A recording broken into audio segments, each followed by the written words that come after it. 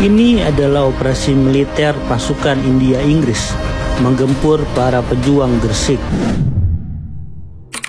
Setelah memperkirakan posisi mortar pejuang Indonesia, meriam 3,7 inci dari artileri lapangan pasukan Inggris segera membombardir kedudukan pejuang Indonesia. Tidak henti di sana, pasukan India kemudian melakukan operasi lacak dan hancurkan. Sebelum fajar menyingsing, mereka telah memulai operasi dengan mendaki pebukitan. Mula-mula, mereka menggeledah desa Tlogopatut. Lalu mereka menyisir pebukitan menuju desa Sidomukti. Medan yang sempit dan berlumpur tidak masalah, karena mereka memang tentara yang sudah terlatih untuk beroperasi di kawasan pegunungan Asia. Menjelang desa Sidomukti, mereka diserang oleh penembak runduk Indonesia.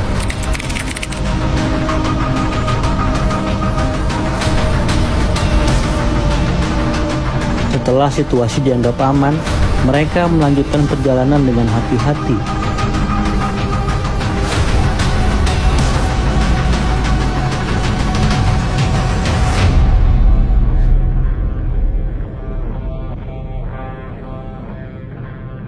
Mereka kemudian bertemu dengan warga lokal di dalam hutan.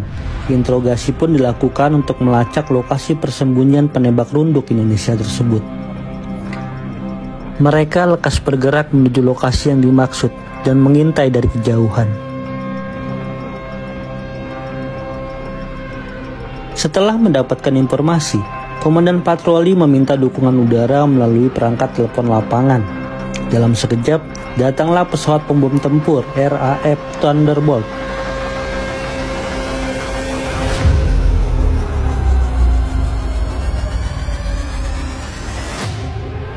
Kru senapan mesin medium Vickers bersiaga, mewaspadai serangan dari para pejuang yang melarikan diri ke atas pebukitan akibat serangan pesawat Inggris. Mereka mengamati situasi kehancuran di lembah sebelum bergerak menuruni bukit. Setelah Surabaya diduduki pasukan Inggris Sekutu, pasukan TKR Gresik akhirnya mengundurkan diri menuju pos pertahanan Gresik yang berada di kawasan Gunung Lengis dan Segoro Madu.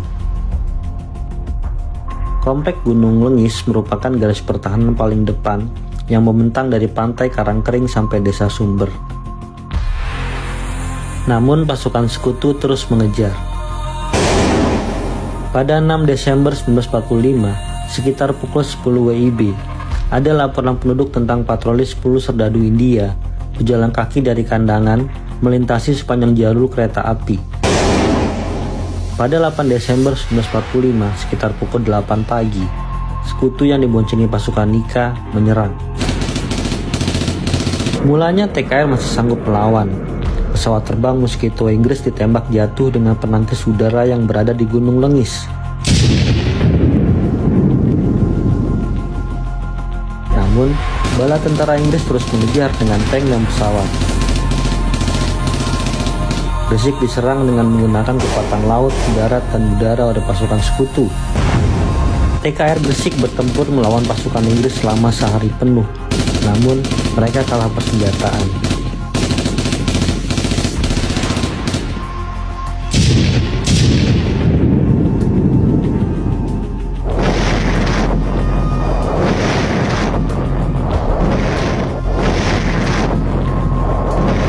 Pertahanan menuju Gresik kota pun jebol. Pasukan Inggris merangsek masuk ke kota dan melakukan pawai keliling kota untuk memberikan efek getar kepada penduduk, sekaligus meringkus sisa-sisa pasukan TKR Gresik. Pasukan TKR Kompi 1 Suyoto yang berjaga di sekitar markas Kodim Gresik mengundurkan pasukannya ke arah pantai-pantai di Gresik.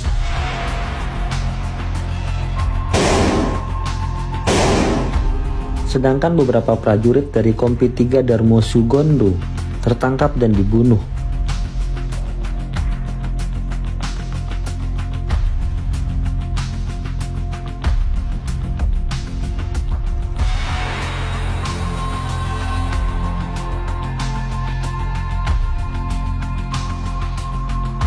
Sisa dari pasukan Kompi 3 bersembunyi di sekitar Gunung Petukangan dan keesokan harinya bergerak ke Gunung Giri untuk bersembunyi di rumah warga.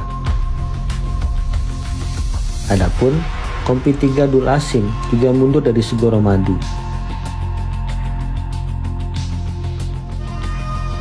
Setelah Gresik diduduki Inggris, TKR Gresik diperkuat oleh Laskar Rakyat, yaitu Hizbullah, Sabibillah, Pesindo, GPII, dan BPRI. Tak lupa pula para wanita yang berjuang di balik layar, membantu memasak di dapur umum untuk menyediakan makanan bagi rakyat, serta para pejuang, serta membantu pasukan Palang Merah Indonesia dalam melakukan perawatan medis kepada para prajurit yang terluka akibat pertempuran. Kepala Staf TKR Gresik, Surnariyadi, kemudian melontarkan gagasan untuk merebut Gresik kembali pada 16 Januari 1946. Rebut, terus maju, kita harus satu padu. Perlawanan ini dibagi menjadi beberapa bagian, mulai dari wilayah selatan, tengah, dan utara.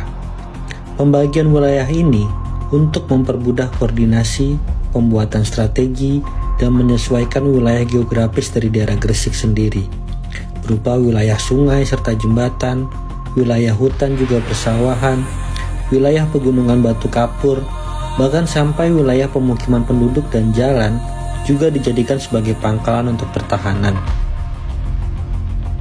Demi mencegah bantuan Inggris, pasukan Zeni TKR masuk ke kota dengan menyamar. Mereka membawa bahan peledak dengan gerobak, dengan misi meledakkan jembatan Kalitangi sebagai akses untuk masuk ke wilayah Gresik bagian utara. Pasukan dari masing-masing kompi yang diperkuat Laskar Rakyat mulai bergerak dengan alur jalan yang berbeda dan bertemu di lokasi yang telah ditentukan. Untuk pasukan yang menuju Gresik bagian utara adalah pasukan dari Kompi 2 dan Kompi 3 serta Mayor Sunariyadi. Sedangkan Kompi 1 Suyoto ditugaskan mengamankan wilayah sekitar Balok Panggang.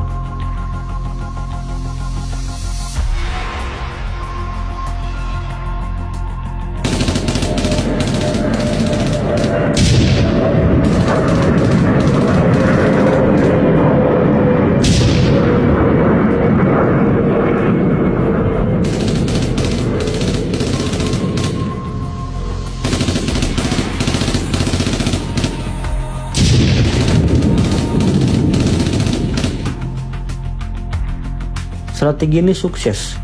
TKR Gresik bersama Laskar Rakyat berhasil merebut kembali Gresik dengan memanfaatkan jembatan Kalitangi yang telah diledakkan dan pegunungan sebagai basis pertahanan.